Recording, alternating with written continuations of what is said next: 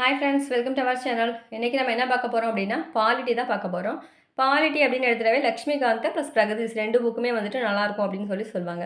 ஆனால் நம்ம ஒரு இன்ஸ்டியூஷன் புக் எடுத்துக்கிட்டோம் அப்படின்னா அதில் ஸ்கூல் புக் சோர்ஸ் எல்லாமே சேர்த்து வந்துட்டு கொடுத்துருப்பாங்க. அவுட் சோர்ஸும் கொடுத்துருப்பாங்க, ஸ்கூல் புக் ரெண்டுமே சேர்த்து ஒரு இன்ஸ்டியூஷன் புக்னா கொடுத்துருப்பாங்க. அதில் டேஃப் புக் வந்துட்டு நல்லாவே இருந்துச்சு, பார்த்தேன். நம்ம வந்து இன்றைக்கி அதான் பார்க்க போகிறோம். நம்ம என்ன பண்ணலாம் அப்படின்னா டெய்லி ஒரு டாப்பிக்காக வந்துட்டு பாலிட்டி பார்த்துட்டே வந்தாலும் ஈஸியாக கம்ப்ளீட் பண்ணிடலாம். ஓகேவா? இப்போ நம்ம என்ன பார்க்க போகிறோம் இன்றைக்கி அப்படின்னா இந்திய அரசியலமைப்பு உருவான வரலாறு தான் வந்துட்டு இன்றைக்கி ஃபர்ஸ்ட் பார்க்க போகிறோம். வாங்க பார்க்கலாம். அரசியலமைப்பு நாட்டின் அடிப்படை சட்டம் என்றும் அழைக்கப்படுகிறது. அரசியலமைப்பு அப்படிங்கிறது என்னன்னா அடிப்படை சட்டம் அப்படின்னு சொல்லிட்டு அழைக்கப்படுகிறது. ஒரு அரசமைப்பின் மிக முக்கியமான செயல்பாடு என்பது அந்த அரசின் குடிமக்கள் அனைவரையும் ஒருங்கிணைக்கக்கூடிய அடிப்படை விதிகளை வழங்குறது தான் இந்த அரசியலமைப்பு சட்டம். நம்ம நாட்டோட குடிமக்கள் இருக்காங்களே, அவங்க எல்லாத்தையும் ஒருங்கிணைக்க விதமாக ஒரு விதிகளை வந்து உருவாக்கி வச்சிருக்கிறது தான் இந்த அரசியலமைப்பு சட்டம். அடுத்தது அரசியல் அறிவியல் என்ற சொல்லை யார் உருவாக்கியிருப்பாங்க அப்படின்னா ஜீன் போடி. இவர் வந்து பிரெஞ்சு நாட்டு அறிஞர். இதே அரசியல் அப்படின்ற சொல்ல வந்து முதல்ல யாரை பயன்படுத்தினாங்க அப்படின்னா அரிஸ்டாட்டில் வந்து கிரீக். ஓகேவா? அரசியல் அறிவியல் வந்துட்டு ஜீன் போடின், அவர் வந்து பிரெஞ்சு நாட்டுக்காரங்க. அரசியல் அப்படின்ற சொல்ல முதல்ல பயன்படுத்தியவங்க யார் அப்படின்னா அவர் வந்து அரிஸ்டாட்டில், அவர் வந்து கிரேக்க நாட்டுக்காரர். அடுத்தது நிக்கோலோ மாக்கியவல்லி அப்படின்றவங்க என்ன பண்ணியிருப்பாங்க அப்படின்னா என்னும் அரசியல் சிந்தனையாளர் தனது இளவரசன் அப்படின்ற நூலில் முதல்ல அரசு அப்படின்ற சொல்ல வந்து பயன்படுத்தியிருக்காரு. அரசு அப்படிங்கிற சொல்ல முதல்ல பயன்படுத்தியவர் யாருன்னு பார்த்தா இந்த நிக்கோலோ மாக்கியவல்லி. அது எந்த புக்கில் அப்படின்னு பார்த்தோன்னா இளவரசன் அப்படின்ற புக்கில் வந்துட்டு பயன்படுத்தியிருப்பார்.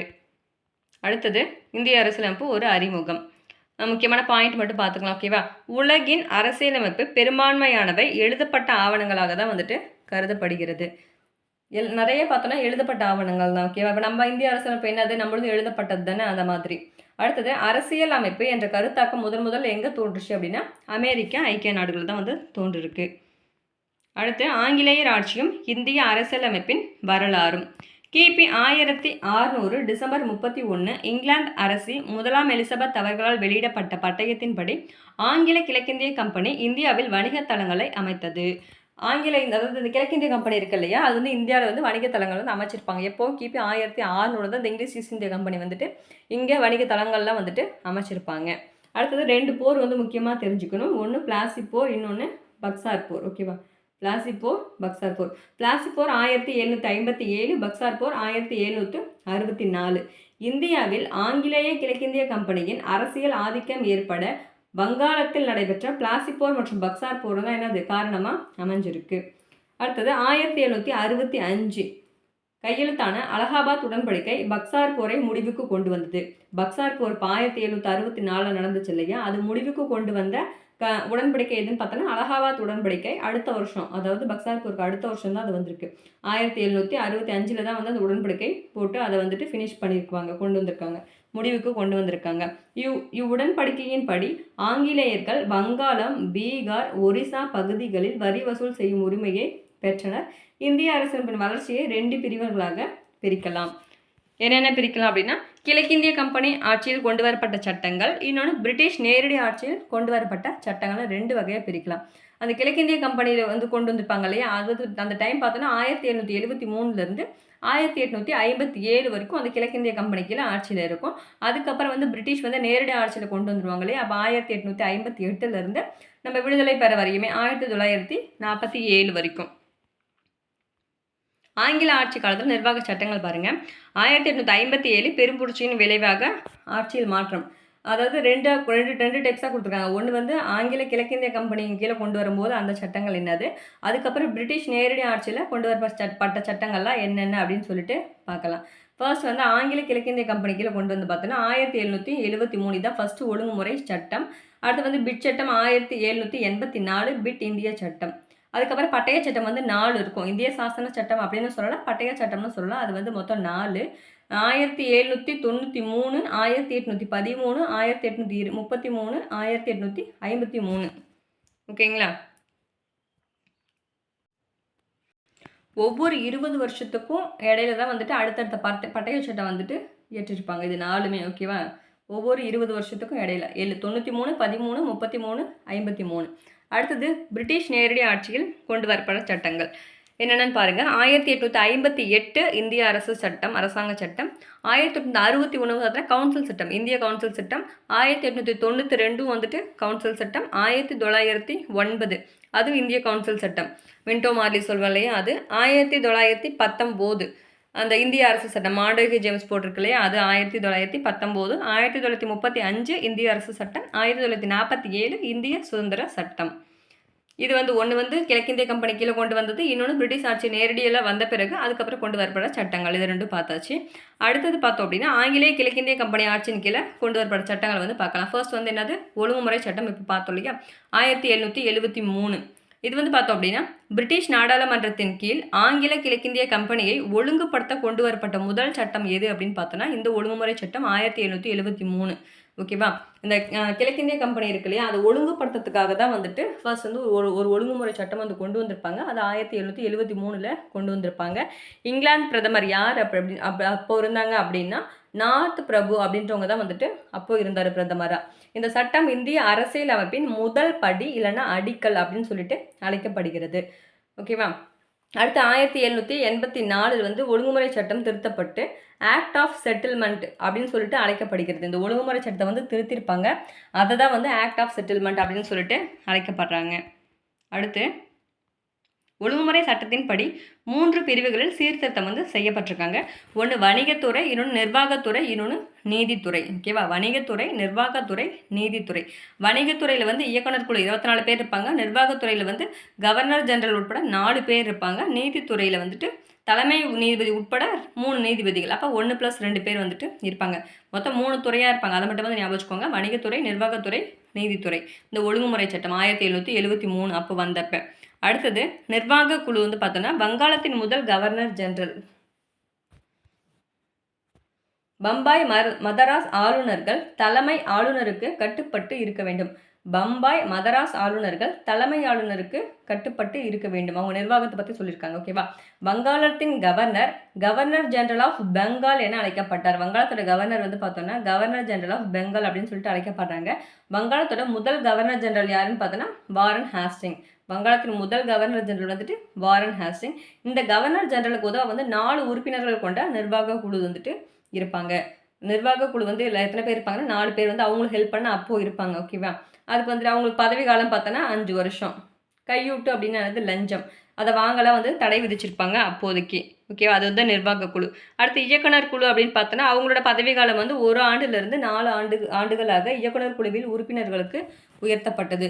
பதவிக்காலம் பார்த்தோன்னா 1 ஆண்டிலிருந்து 4 ஆண்டுகளாக இயக்குனர் குழுவில் வந்து உயர்த்தப்பட்டிருப்பாங்க. ஓகேவா. இயக்குனர் குழுவில் 1/4 அதாவது 4ல் 1 பங்கு உறுப்பினர்கள் ஒவ்வொரு ஆண்டும் ஓய்வு பெறுகிறார்கள். ஆனால் வந்து மறுநியமனம் கிடையாது. எதில்? இந்த இயக்குனர் குழுவில்.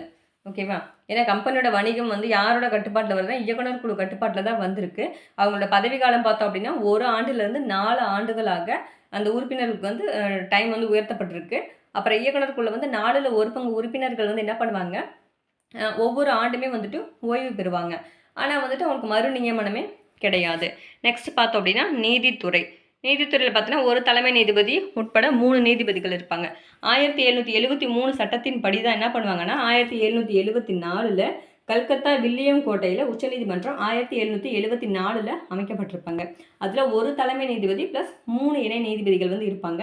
முதல் உச்சநீதிமன்ற தலைமை நீதிபதி யாருன்னு பார்த்தோன்னா சர் எலிஜா இம்பே. 3 இணை நீதிபதிகள் இருப்பாங்க இல்லையா, அவங்க நேம் வந்துட்டு சேம்பர்ஸ், லாமஸ்டர்ஸ், ஹைடி. சேம்பர்ஸ், லாமஸ்டர்ஸ் மற்றும் ஹைடி. இவங்க 4 பேர் தான் மொத்தமாக வந்துட்டு அந்த 1+3 இருக்கும் சொல்கிறோம் இல்லையா, அந்த நீதிபதிகளோட வந்து மொத்தம் 4 பேருமே இவங்க மட்டும்தான். அடுத்து பாருங்கள், வாரன் ஹாஸ்டிங். வங்காளத்தின் முதல் தலைமை ஆளுநர் யார்? Warren Hastings. 1772 வங்காளத்தின் ஆளுநராக நியமனம் பண்ணுறாங்க. 1772 இவர் வங்காளத்தின் ஆளுநராக வாரன் ஹாஸ்டிங் இருக்கார். 1773 தான் இந்த சட்டம் கொண்டு வந்தாங்க. அதுக்கு முதல் வருஷமே வந்துட்டு இவர் அங்கே தான் ஆளுநராக இருக்கார். 1772 வரி வசூலிக்கிறதுக்காக மாவட்ட ஆட்சியர் பதவியை வந்துட்டு உருவாக்கினாங்க. அப்போ மாவட்ட ஆட்சியர் பதவியை உருவாக்குனவர் யாருன்னு பார்த்தோன்னா வாரன் ஹாஸ்டிங். ராபர்ட் லீவ் கொண்டு வந்த இரட்டை ஆட்சி முறையை வந்துட்டு இவர் தான் ஒழிச்சிருப்பார். அவர் வந்த வருஷமே 1772 அந்த இரட்டை ஆட்சி முறை வந்து ஒழித்தவர் வந்துட்டு வாரன் ஹாஸ்டிங். மாவட்ட ஆட்சியர் பதவியை வந்து உருவாக்கியிருப்பார், இரட்டை ஆட்சி முறையை வந்துட்டு ஒழிச்சிருப்பார் வாரன் ஹாஸ்டிங். 1773 1785 வரைக்கும் வங்காளத்தின் தலைமை ஆளுநராக பணியாற்றினார். 1773 1785 வரைக்கும் வங்காளத்தின் தலைமை ஆளுநராக அவர் தான் வந்துட்டு பணியாற்றிருப்பார். ஒரே மாதிரியான முன்கட்டண அஞ்சல் முறையெல்லாம் வச்சுருப்பார். தஸ்குகள் எனப்படும் இலவச அனுமதி சீட்டுகளை ஒழித்தார். தஸ்குகள் அப்படின்னா என்னென்னா இலவச அனுமதி சீட்டம். அதை வந்து யார் ஒழிச்சிருப்பாருன்னா வாரன் ஹாஸ்டிங் தான் ஒழிச்சிருப்பார். கற்றிருந்த பண்டிதர்களால் இந்து சட்ட தொகுப்பு வடமொழியில் உருவாக்கப்பட்டது. மேலும் பாரசீக மொழியில் மொழிபெயர்க்கப்பட்டது. இதன் ஆங்கில வடிவம் ஹால்ஹெட் என்பவரால் உருவாக்கப்பட்டது. இந்த இந்து சட்ட தொகுப்பு இருக்கு இல்லையா, அந்த இந்து சட்ட தொகுப்பு வடமொழியில் வந்து உருவாக்கப்பட்டிருப்பாங்க, பாரசீக மொழியிலும் மொழிபெயர்க்கப்பட்டிருவாங்க. ஆனால் ஆங்கில வடிவமும் வந்துட்டு ஹால்ஹெட் அப்படின்றவங்களால அதுவும் உருவாக்கப்பட்டிருக்கு. அப்போ எந்தது வடமொழி, பாரசீகம், ஆங்கிலம் 3 வடிவிலுமே வந்துட்டு உருவாக்கப்பட்டிருப்பாங்க. கருவூலம் வந்துட்டு முர்ஷிதாபாத்திலிருந்து கல்கத்தாவிற்கு மாற்றம், மேலும் ஒரு தலைமை கணக்கும் நியமிக்கப்பட்டது. அடுத்து வந்து பிட் இந்திய சட்டம் பார்க்கலாம். 1784 1784 காரன் வாலஸின் வேண்டுகோளுக்கு இணங்க ஒழுங்குமுறை சட்டத்தின் குறைபாடுகளை களைவதற்காக இங்கிலாந்து பிரதமர் இளைய பிட் அவர்களால் இயற்றப்பட்டது. அதனால தான் வந்து அது பிட் சட்டம். இளைய பிட் அவர் இயற்றதுனால தான் அந்த சட்டத்தை வந்து பிட் சட்டம் அப்படின்னு சொல்லிட்டு சொல்கிறாங்க. 1786 பிட் இந்திய சட்டத்தில் சில திருத்தங்கள் செய்து சிறப்பதிகாரம் வந்து வழங்கியிருப்பாங்க. இதில் வந்துட்டு என்னன்னு பாருங்க, தலைமை ஆளுநர் ஆலோசனை குழுவின் முடிவுகளை நிராகரிக்க அதிகாரம் வழங்கியது. வீட்டோ பவர் இருக்குல்லையே, அது கொடுத்துருக்காங்க. தலைமை ஆளுநர் ஆலோசனை குழுவில் முடிவுகளை நிராகரிக்க அதிகாரம் வழங்கியது. நோக்கம் என்னன்னு பார்த்தோன்னா, அதாவது இந்த பிட் இந்திய சட்டத்தோட நோக்கம் என்னன்னு பார்த்தோன்னா 2, இந்தியாவில் சிறந்த அரசாங்கத்தை வந்து தோற்றுவிக்கணும். இன்னொன்று பிரிட்டிஷ் இந்திய பகுதிகளுக்கு போதிய பாதுகாப்பு அளிக்கணும். இதுதான் வந்துட்டு இதோட முக்கிய நோக்கம். இந்த பிட் இந்திய சட்டத்தில் வந்துட்டு இதில் முக்கியமானது என்னென்னு பார்த்தோன்னா 6 உறுப்பினர்களை கொண்ட கட்டுப்பாட்டு வாரியம் வந்து உருவாக்கப்பட்டிருப்பாங்க. ஓகேவா, 6 உறுப்பினர்களை கொண்ட கட்டுப்பாட்டு வாரியம் உருவாக்கப்பட்டது. 6 உறுப்பினர்கள். ஓகேவா, 6 உறுப்பினர்களை கொண்ட கட்டுப்பாட்டு வாரியம் உருவாக்கப்பட்டது. கட்டுப்பாட்டு வாரியம் அரசியல் நடவடிக்கைகளையும் இயக்குனர் குழுவில் வந்துட்டு வணிக நடவடிக்கைகளையும் வந்துட்டு பார்த்துப்பாங்க. கட்டுப்பாட்டு வாரியத்தில் வந்து 6 பேர் வந்துட்டு இருப்பாங்க. அவங்க வந்துட்டு அரசியல் நடவடிக்கைகளை பார்த்துப்பாங்க. இயக்குனர் குழுவில் வந்துட்டு வணிக நடவடிக்கைகள் வந்து பார்த்துப்பாங்க. இராணுவம் மற்றும் குடிமை அமைப்புகளை வந்து தனித்தனியாக பிரிச்சுட்டாங்க. இராணுவம், குடிமை அமைப்பு ரெண்டுமே வந்து தனித்தனியாக பிரிச்சுட்டாங்க. இந்த பிட் சட்டத்தில் என்னென்ன சொல்லியிருக்காங்க அப்படின்றத மட்டும் பார்த்துக்கோங்க. தலைமை ஆளுநரின் நிர்வாக குழுவில் உறுப்பினர்கள் வந்து 4லிருந்து 3ஆக குறைக்கப்பட்டுச்சு. பிரிட்டிஷ் இந்தியாவின் நிலப்பரப்புகள் அப்படின்னு சொல்லிட்டு அழைக்கப்பட்டாங்க. மேலும் கம்பெனியின் நிலப்பரப்புகளை வந்து பிரிட்டிஷ் இந்தியாவின் நிலப்பரப்புகள் அப்படின்னு சொல்லிட்டு அழைக்கப்பட்டிருக்காங்க. அவ்வளோதான் முக்கியமானது. நெக்ஸ்ட் வந்து பார்த்தோன்னா காரன் வாலிஸ். மிகுந்த அதிகாரங்களோடு நியமிக்கப்பட்ட வங்காளத்தின் முதல் தலைமை ஆளுநர் யாருன்னு பார்த்தோன்னா காரன் வாலிஸ். இவர் வந்து 1785 முதல் 1793 வரை வங்காளத்தின் தலைமை ஆளுநராக இருந்திருப்பார். ஏன்னா வந்துட்டு இவருக்கு முன்னாடி வாரன் ஹாஸ்டிங் இருந்தார் இல்லையா, அதுக்கப்புறம் வந்துட்டு பார்த்தோன்னா நெக்ஸ்ட்டு காரன் வாலிஸ் வருவார். செல்வந்த குடும்பத்தில் இருந்து தலைமை ஆளுநர் பதவிக்கு தேர்ந்தெடுக்கப்பட்ட முதல் நபர் யாருன்னு பார்த்தாலும் இந்த காரன் வாலிஸ் தான். இந்திய ஆட்சிப்பணித்துறைக்கு அடித்தளம் அமைத்தவரும் காரன் வாலிஸ். இந்தியாவில் காரன் வாலிஸ் பிரபு குடிமை பணியை அறிமுகம் செய்தார். குடிமை பணியை வந்து யார் அறிமுகம் செஞ்சாங்க அப்படின்னா காரன் வாலிஸ். நீதித்துறையை வில்லியம் ஜோன்ஸ் என்பவரின் உதவியுடன் சீரமைத்தார். நிதித்துறையை வந்துட்டு இவர் வந்து சீரமைச்சிருப்பார். யாரோட உதவி அப்படின்னு பார்த்தோன்னா வில்லியம் ஜோன்ஸ் அப்படின்ற உதவியோட இந்த நிதித்துறையை வந்துட்டு சீரமைச்சிருப்பார். 1793 ஜார்ஜ் பார்லோ என்பவர் காரன் வாலிஸ் சட்ட தொகுப்பை வெளியிட்டார். காரன் வாலிஸ் சட்ட தொகுப்பை வந்து யார் வெளியிட்டாங்க அப்படின்னா ஜார்ஜ் பார்லோ அப்படின்றவர் தான் வந்துட்டு இந்த காரன் வாலிஸ் சட்ட தொகுப்பை வெளியிட்டிருப்பாங்க. இது மாண்டெஸ்கேவியின் அதிகார பகிர்வு கோட்பாட்டின் அடிப்படையில் அமைஞ்சிருக்கு.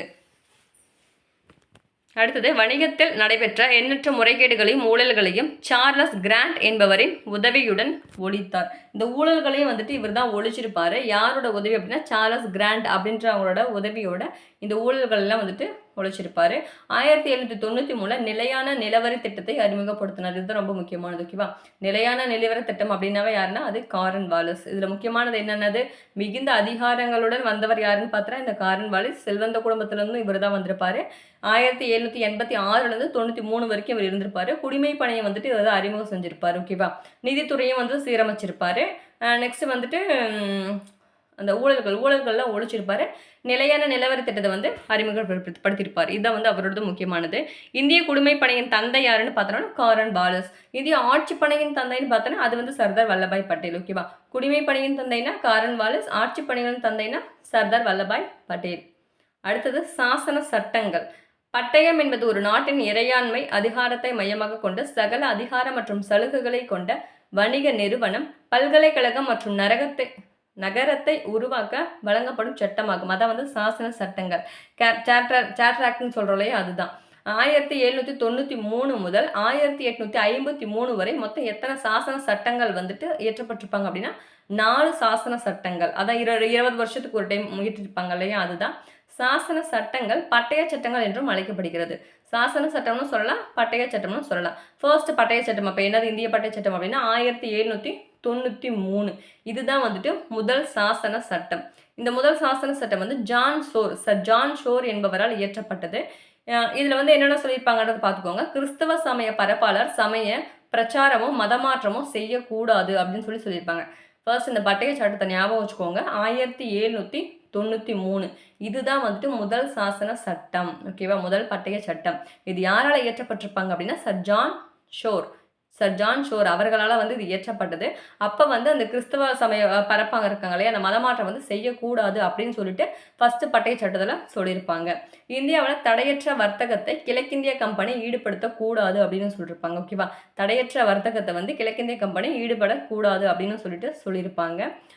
நெக்ஸ்ட் பார்த்தோன்னா கட்டுப்பாட்டு வாரியத்தின் தலைவர் மற்றும் உறுப்பினர்கள் ஊதியம், கட்டுப்பாட்டு வாரியம் மற்றும் தலைவர் அந்த உறுப்பினர் ஊதியம் வந்து பார்த்தீங்கன்னா இந்திய வருவாயிலிருந்து தான் அளிக்கப்பட்டுட்டு வந்துட்டு இருப்பாங்க. கடைசியாக 1919 இந்த டைம் தான் வந்துட்டு நிறுத்திருப்பாங்க. அது வரைக்கும் வந்துட்டு நம்ம இந்திய வருவாயிலிருந்து தான் அந்த கட்டுப்பாட்டு வாரியத்தின் தலைவர் உறுப்பினர்கள் ஊதியம் எல்லாமே கொடுத்துட்டு இருந்திருப்பாங்க. இந்தியாவில் கம்பெனியின் வர்த்தக உரிமைகள் மேலும் 20 ஆண்டுகளுக்கு நீடிக்கப்பட்டது. ஏன்னா ஒவ்வொருமே வந்து 20 வருஷத்துக்கு அப்புறம் 20 வருஷத்துக்கு அப்புறம் தானே வந்து ஏற்றிருப்பாங்க. இப்போ 1793 அப்புறம் 1813 வந்திருக்கும். அடுத்து பாருங்க, அடுத்து இந்திய பட்டய சட்டம் வந்து 1813. இது வந்து யார் காலம் அப்படின்னா முதலாம் மின்டோ பிரபு காலத்தில் இயற்றப்பட்டது. இது 1813 சட்டம். அது வந்து சர் ஜான் ஷோர் தான் வந்துட்டு 1793 வந்து சர் ஜான் ஷோர் அவரோட காலத்தில் இயற்றப்பட்டது. இந்த 2வது பட்டய சட்டம் 1813 அப்படிங்கிறது முதலாம் மின்டோ அவர்கள் காலத்தில் வந்து இயற்றப்பட்டது. இதிலிருந்து பார்த்தோன்னா இந்தியாவில் கிறிஸ்தவ அமைப்புகள் மதத்தை பரப்புவதற்கு அனுமதி பண்ணியிருப்பாங்க. அந்த ஃபர்ஸ்ட் பட்டய சட்டத்தில் வந்து பரப்பத்துக்கு வேணாம் அப்படின்னு தான் தடை தான் பண்ணியிருப்பாங்க. இதில் பார்த்தோன்னா அந்த கிறிஸ்தவ மதத்தை வந்து பரப்பதற்கு அனுமதி வந்துட்டு அளிச்சிருப்பாங்க. இது ரொம்ப முக்கியமானது. இந்தியர்களின் கல்வி வளர்ச்சிக்காக என்ன பண்ணியிருப்பாங்கன்னா 1 லட்சம் ரூபாய் வந்துட்டு கொடுத்துருப்பாங்க. இன்னொன்று பார்த்தோம் அப்படின்னா ஆங்கில நாட்டு வியாபாரிகளுக்கு மத போதர்களும் கட்டுப்பாட்டு வாரியத்தின் அனுமதியோடு இந்தியாவில் வசிக்க அனுமதிக்கப்பட்டனர்.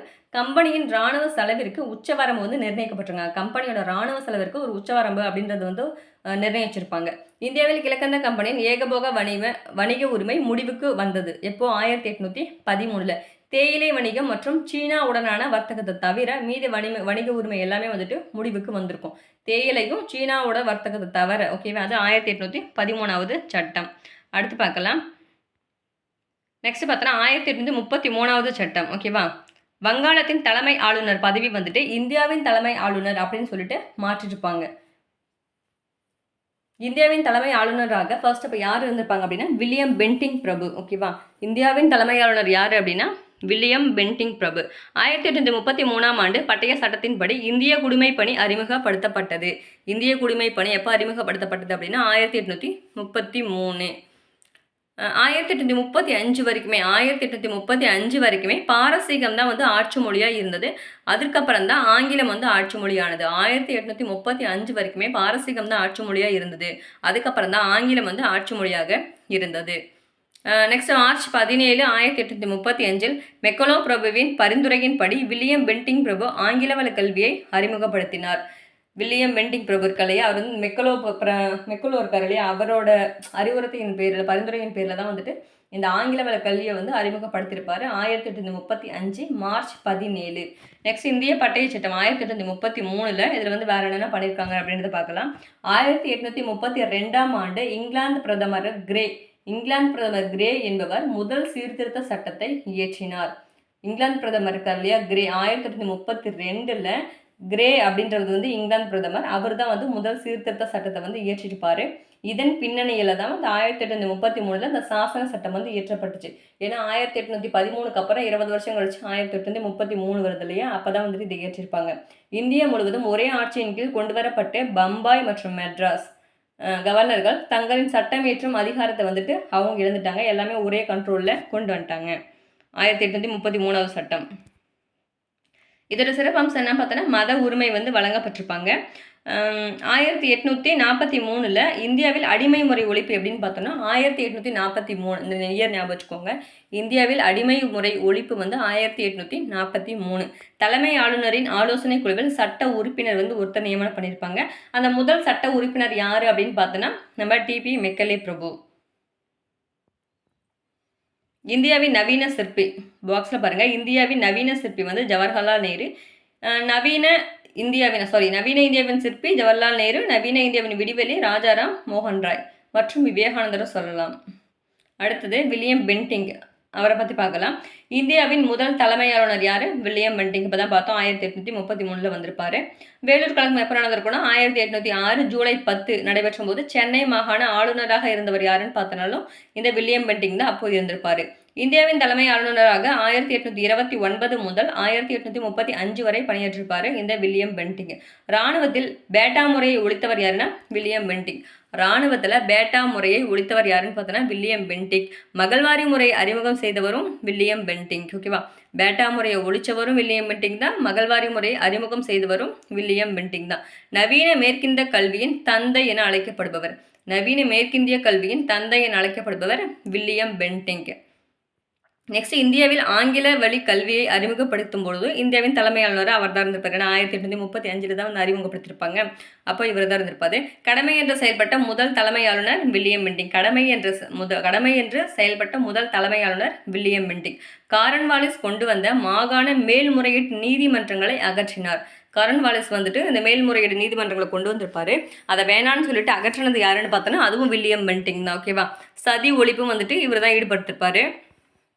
பாண்டிய மன்னன் பூதபாண்டியனின் மனைவி கோப்பெருங்கோப்பெண்டு என்னும் நல்லால் சதியில் ஈடுபட்டதாக எந்த நூல் கூறுது அப்படின்னா புறநானூறு வந்து கூறுகிறது.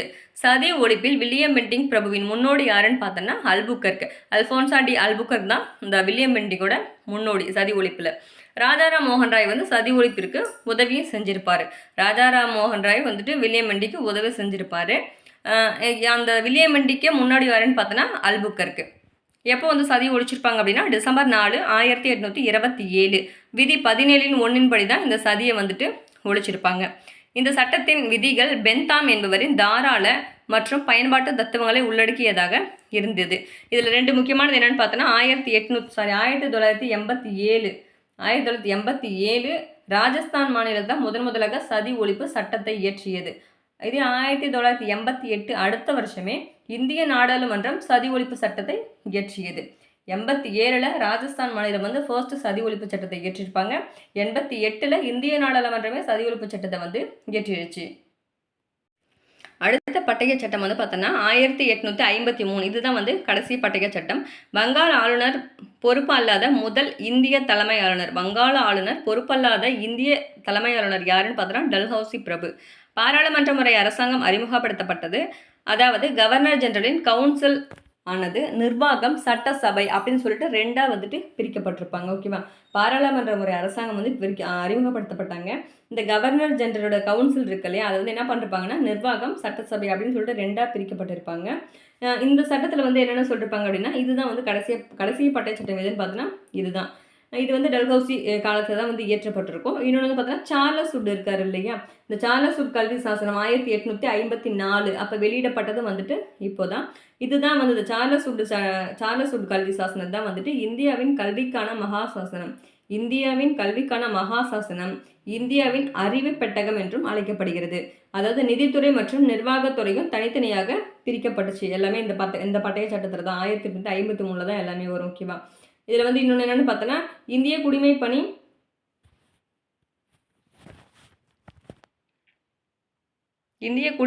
தேர்வுகளில் ICS தேர்வு இருக்கு இல்லையா, அதில் கலந்து கொள்ள அனுமதி வந்துட்டு இந்தியர்களும் கலந்து கொள்ளலாம் அப்படின்னு சொல்லிட்டும் அனுமதி பண்ணிருப்பாங்க 1853 பட்டய சட்டத்தில்.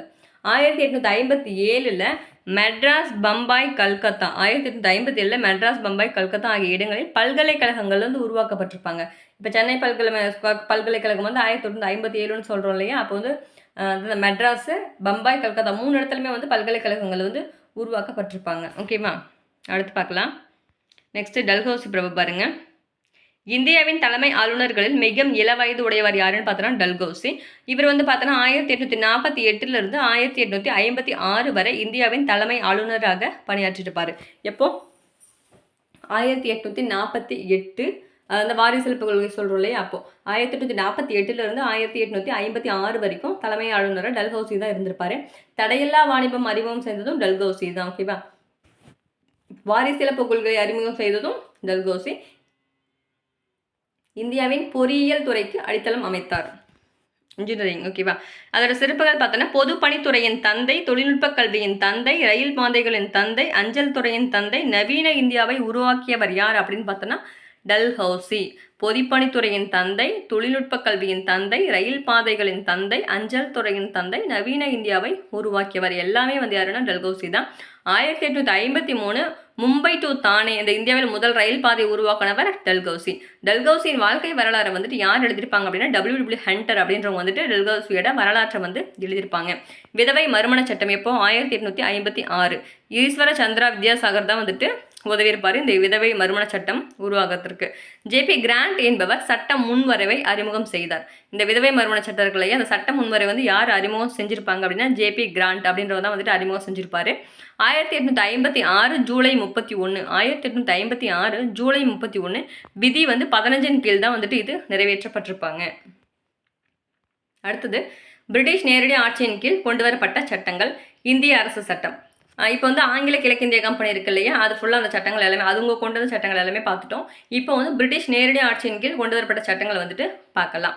இந்திய அரசு சட்டம் 1858 1857 ஆண்டு சிப்பாய் கழகத்தின் விளைவாக தான் இந்த சட்டம் வந்து இயற்றப்பட்டிருப்பாங்க. ஆகஸ்ட் 2 1858 பிரிட்டிஷ் நாடாளுமன்றம் இந்திய அரசு சட்டத்தை நிறைவேற்றியது. இந்த இப்போ 1858 நவம்பர் 1 தான் இந்த அலகாபாத்தில் வாசிப்பாங்க.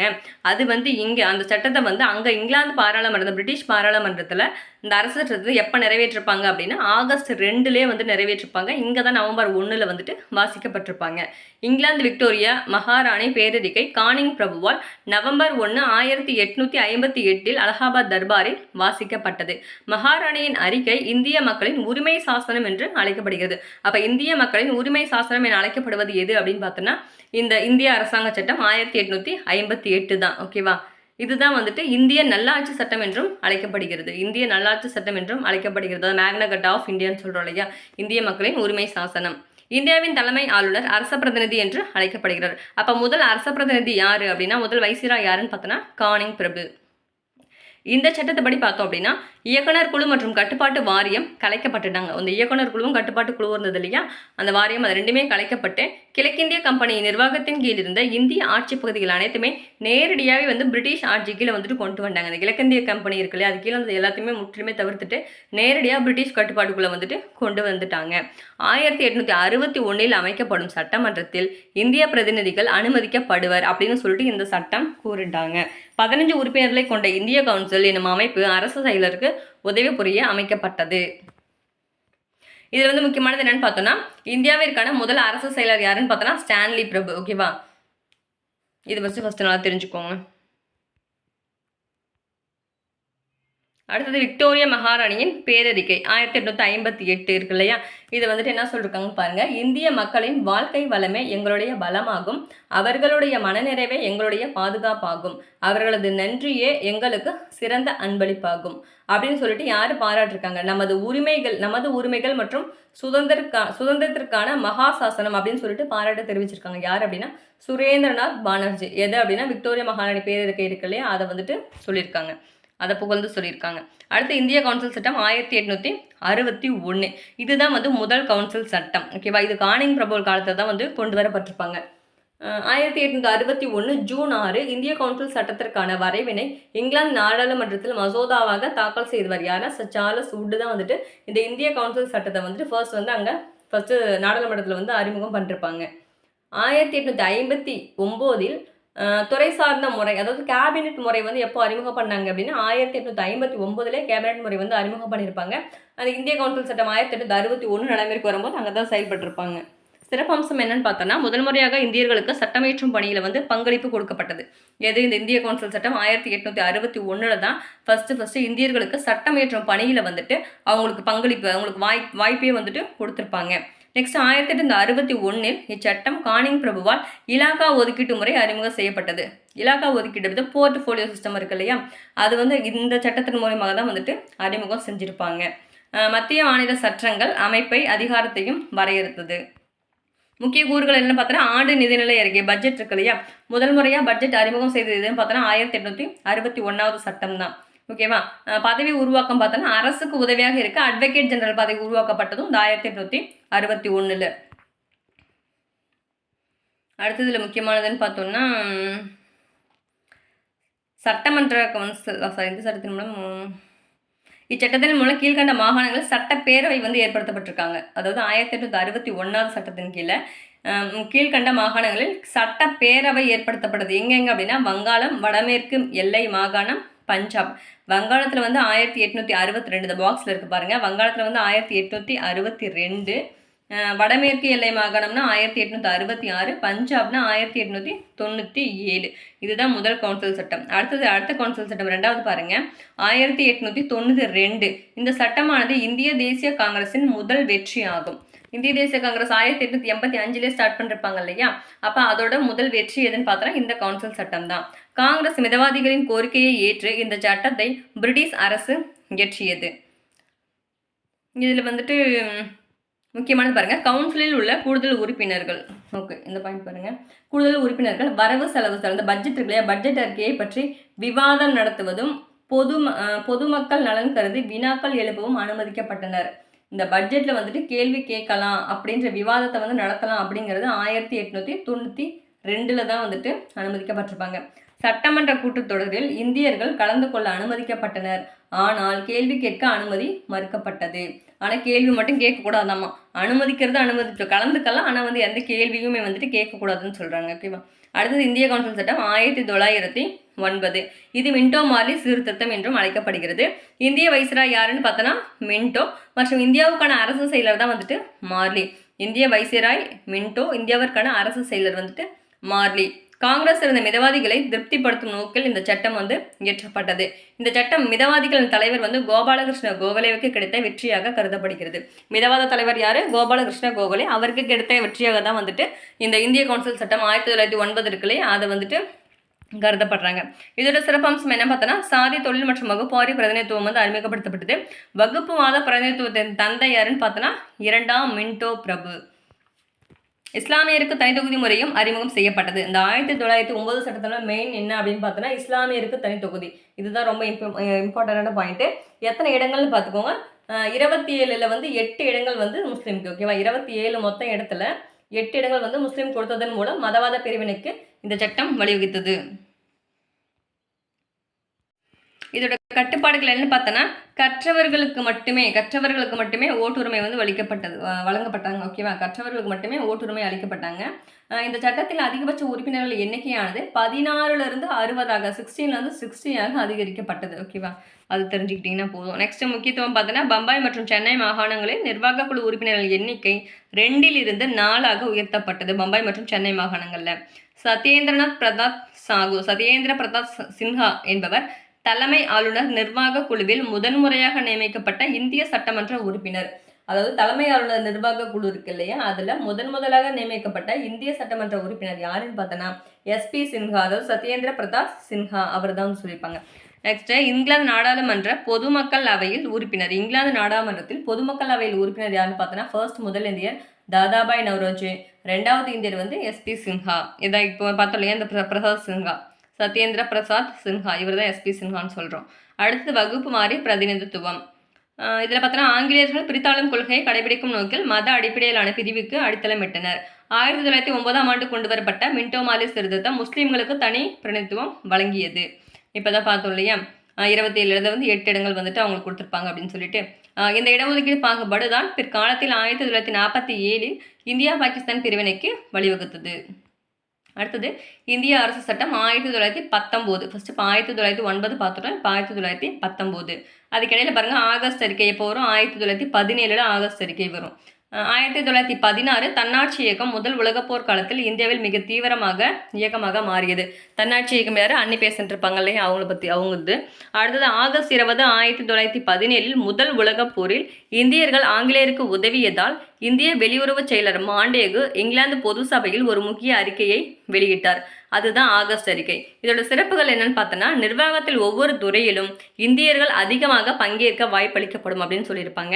தன்னாட்சி நிறுவனங்கள் முறையாக வளர்க்கப்பட வேண்டும் அப்படின்னு சொல்லியிருப்பாங்க. அடுத்து மாண்டேகு ஜெம்ஸ்போர்ட் கூட்டறிக்கை 1918 ஜூலை 8, 1918 வெளியிடப்பட்டது. இது மாண்டேகு போர்டு அறிக்கை எனவும் அழைக்கப்படுகிறது. இதில் முக்கியமானது என்னன்னா, 1919 இந்திய அரசு சட்டம் இந்த கூட்டறிக்கையின் அடிப்படையிலேயே இயற்றப்பட்டது. இது மாண்டேகு ஜெம்ஸ்போர்ட் சீர்திருத்தம் என்றும் அழைக்கப்படுகிறது. ஓகேவா? 1919 மாண்டேகு ஜெம்ஸ்போர்ட் சீர்திருத்தம், இதை ஞாபகம் போதும். இதில் என்ன முக்கியமானதுன்னு பார்த்தோம்னா, மாகாணங்களில்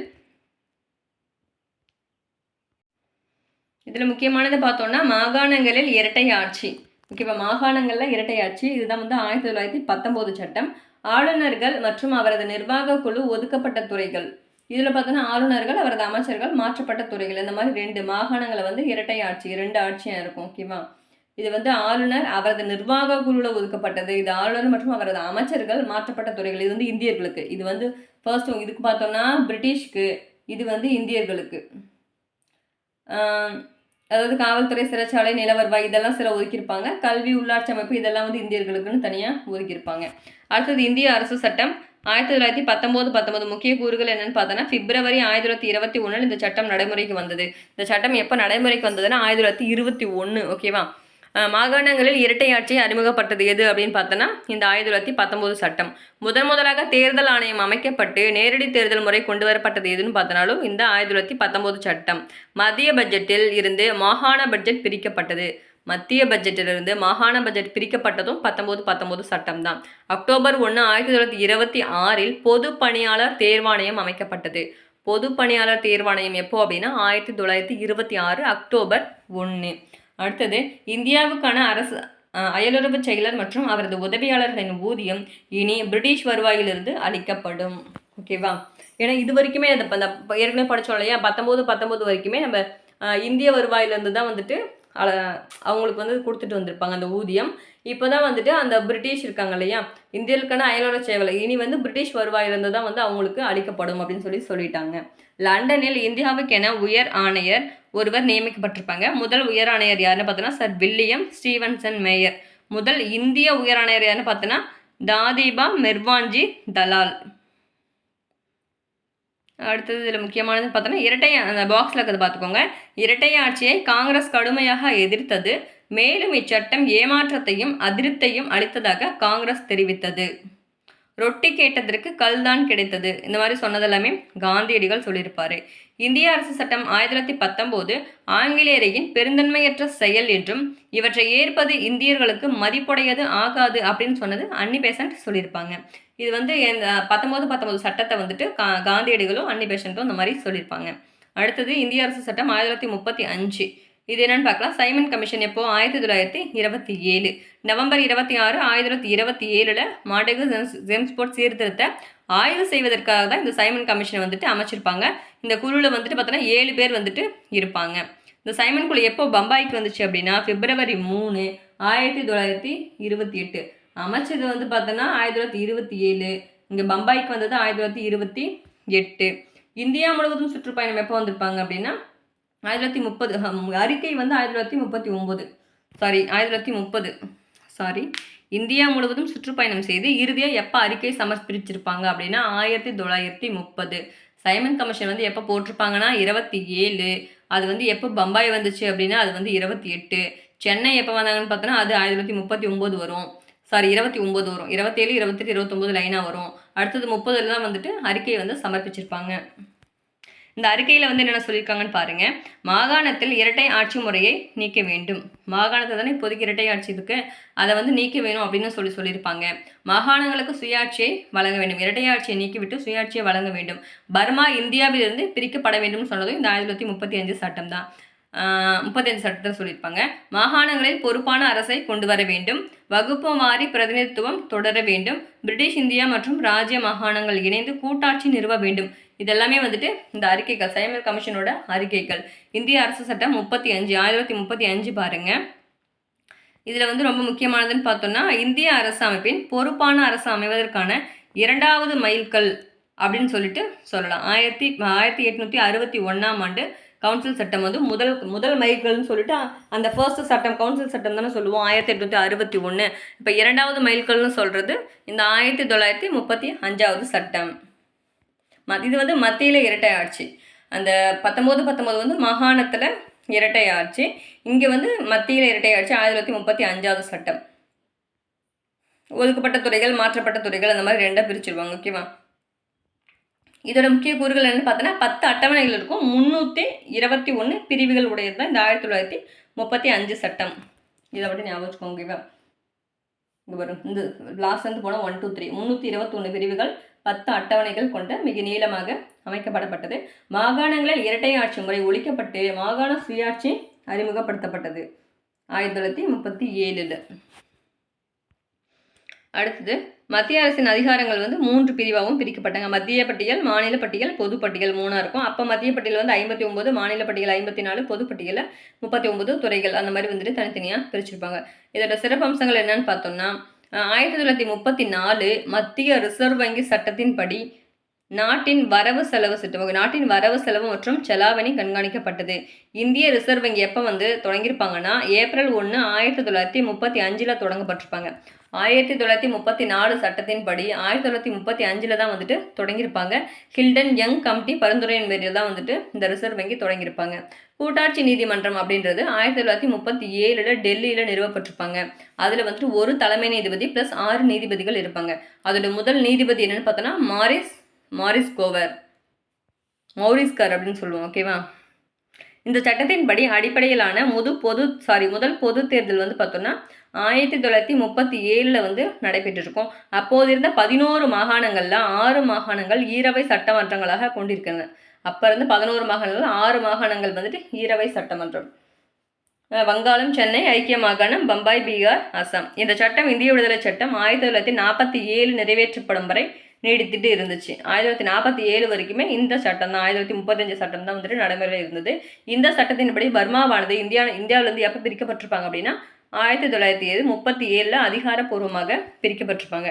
இதோட விளைவுகள் என்னன்னு பார்த்தோம்னா ஜூலை 7 1937 லின் லித்தோ அளித்த ஒத்துழைப்பின் அடிப்படையில் 7 மாகாணங்களில் காங்கிரஸ் ஆட்சி வந்து அமைச்சிருப்பாங்க. மொத்தம் வந்துட்டு பார்த்தோன்னா 11 மாகாணங்கள் இருக்கு இல்லையா, அதில் 7 மாகாணங்கள் வந்துட்டு காங்கிரஸ் தான் வந்துட்டு வெற்றி பெற்றிருப்பாங்க. அந்த 1937 தான் ஜெயிச்சுட்டு ராஜாஜி வருவார் இல்லையா, அதுதான் இது.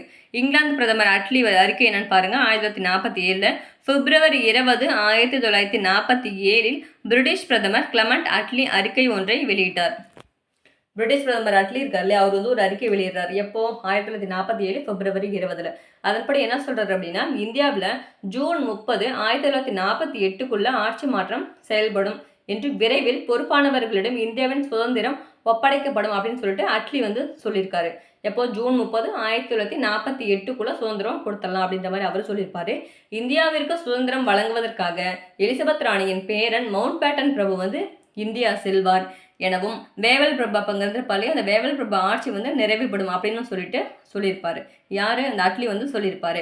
நெக்ஸ்ட் மவுண்ட் பேட்டன் திட்டம் 1947. இது வந்து ஜூன் 3 அப்படி திட்டம்னு சொல்லலாம். மவுண்ட் பேட்டன் திட்டம் தான் வந்து ஜூன் 3 திட்டம். ஏன்னா ஜூன் 3 1947 வந்து இது வெளியிடப்பட்டாங்க. அதனால இந்தியா பாகிஸ்தான் பிரிவினையை உறுதி செய்தது வந்து இந்த மவுண்ட் பேட்டன் திட்டம் தான். இந்திய சுதந்திர சட்டம் வந்து 1947. இது வந்து பார்த்தோன்னா ஜூன் 3 1947 மவுண்ட் பேட்டன் திட்டத்தின் அடிப்படையில் இங்கிலாந்து பாராளுமன்றத்தில் இந்திய விடுதலை சட்டத்திற்கான மசோதா வந்து அறிமுகப்படுத்துகிறாங்க. ஜூலை 18 1947 இங்கிலாந்து பாராளுமன்றம் இந்திய விடுதலை சட்டத்தை நிறைவேற்றியது. எப்போ அப்படின்னா ஜூலை 18 1947 தான் இங்கிலாந்து பாராளுமன்றத்தில் நம்ம சட்டம் வந்துட்டு அங்கே நிறைவேற்றப்பட்டிருப்பாங்க.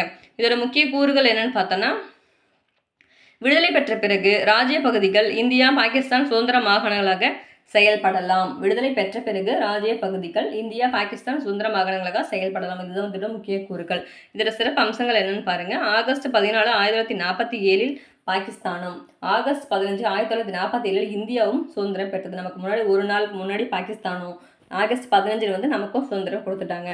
அடுத்தது இந்தியா வந்து மே 1949 காமன்வெல்த் அமைப்பில் உறுப்பினராக எப்போ இந்தியா இணைஞ்சிச்சு அப்படின்னா 1949 மே மாதம். பாக்ஸ் பாருங்க. சுதந்திர இந்தியாவின் முதல் கவர்னர் ஜெனரல் யாருன்னு பார்த்தோன்னா மவுண்ட் பேட்டன் பிரபு. சுதந்திர இந்தியாவின் முதல் இந்திய கவர்னர் ஜெனரல் யாருன்னா ராஜகோபாலாச்சாரியார். ராட்க்ளிஃப் தலைமையில் இந்தியா பாகிஸ்தான் எல்லைகளை வரையறை செய்ய குழு அமைக்கப்பட்டது வந்து ராட்க்ளிஃப். இந்தியா பாகிஸ்தான் பிரிவினை கோடு வந்துட்டு யார் தலைமையில் அப்படின்னு பார்த்தோன்னா ராட்க்ளிஃப். நேருவின் சுதந்திர தின உரை என்னன்னு பார்த்தோம்னா, நீண்ட நாட்களாக விதியுடன் ஒரு ஒப்பந்தம் செய்து கொண்டிருந்தோம். இப்பொழுது அதிலிருந்து மீள வேண்டிய நேரம் வந்துவிட்டது. உலகமே உறங்கிக் கொண்டிருக்கும் நேரத்தில் இந்தியா விழித்து கொண்டது. இந்த புனிதமான நேரத்தில் இந்தியாவின் சிறந்த மனித நேயத்திற்காகவும் இந்தியாவிற்கும் அதன் மக்களுக்கும் சேவை செய்வதற்கும் நம்மை நாம் அர்ப்பணிக்க வேண்டும் அப்படின்னு சொல்லிட்டு யார் சொல்லியிருப்பார் அப்படின்னா ஜவஹர்லால் நேரு தான் சொல்லியிருப்பாங்க. ஓகே ஃப்ரெண்ட்ஸ், தேங்க்ஸ் ஃபார் வாட்சிங். பாய்.